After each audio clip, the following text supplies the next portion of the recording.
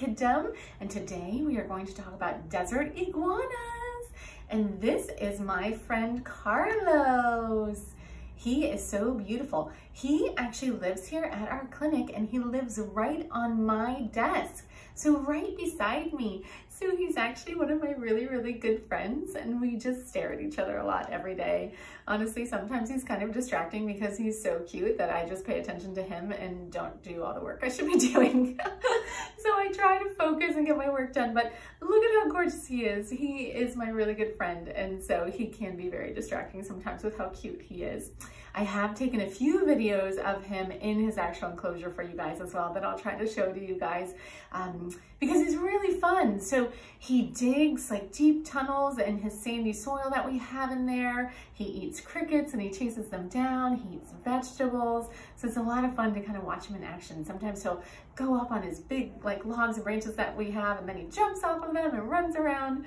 So he can have moments of being really active and then moments of being really quiet as well. So certainly during the winter time, he does tend to brumate, which is like hibernation. So we've talked about that with other reptiles where he's just a lot less active in the winter. So he will eat now and then, but he mostly sleeps. Whereas in spring and summer, he tends to be a lot more active. Now, desert iguanas, as their name implies, are desert species. So he comes from southwestern United States, northwestern Mexico, and a lot of desert species will burrow under the sand and it just helps them temperature regulate. So the desert can have really extremely hot temperatures. In Death Valley just this week, they measured 130 degrees on the ground, 130 degrees Fahrenheit. Can you guys believe that? That is crazy. And you can see why that place would be called Death Valley. And then at nighttime, the temperatures can drop really drastically in the desert. So a lot of species will burrow underground to kind of have a more even sort of temperature. And so I know we talked about desert tortoises, and sometimes these guys will actually share burrows with desert tortoises. They burrow under the ground as well. And so that's just kind of a really cool way that they can regulate their temperature. Now, in captivity, you'll keep their temperature anywhere between 90 degrees and 105 degrees. It is important when you have them in their enclosure as a pet that you keep their temperature high.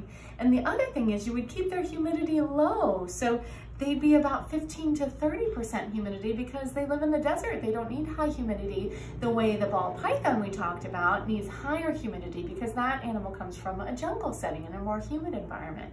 So it's really important with any reptile and with any pet, like we've talked about before, to make sure you know what the humidity should be, what the temperature should be, and that you're taking care of that pet appropriately. And certainly a species like him, because they do like to burrow, when you kind of have their sandy soil substrate, it's good to have about 10 to 12 inches if you can, just so they do have plenty of room to dig and bury.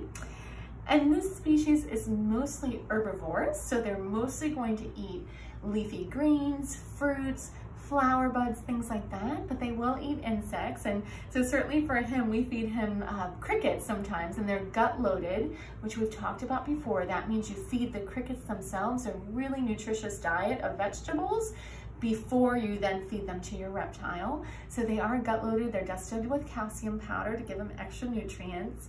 And, you know, we do have light on him for 12 hours of the day. It is important for them to have light for 12 hours, a 12-hour light and dark cycle, because normally they would be out and about in the light during the day when they're not burrowing underneath the sandy soil when they're sleeping. And one of the really cool things I wanted to talk to you guys about them is look at his tail. Do you guys see how long that is? Usually their tail is a full 1.5 times the length of their body. So their tail makes up most of the length of them, which is really pretty cool. And I know you guys probably think he looks like a baby lizard, but he's not. He's fully grown. This is how big they get. And if he was a female, this particular species of lizard lays eggs. So it's what we call oviparous, which is egg laying. Now, some reptiles will have live young, so they'll have tiny little baby lizards that come out, and that's called viviparous, which is live young. Now, he's oviparous, just like bearded dragons we talked about. Not him himself. If he were a female, he could lay eggs and he would be oviparous, but their species is oviparous. And those are the main points I wanted to hit about his species today. Like I said, he's my really good friend and I love him living with me. He's been with me for 3 years now, and he was here before I got here. So I don't know exactly how old he is, but he's at least 3 years old.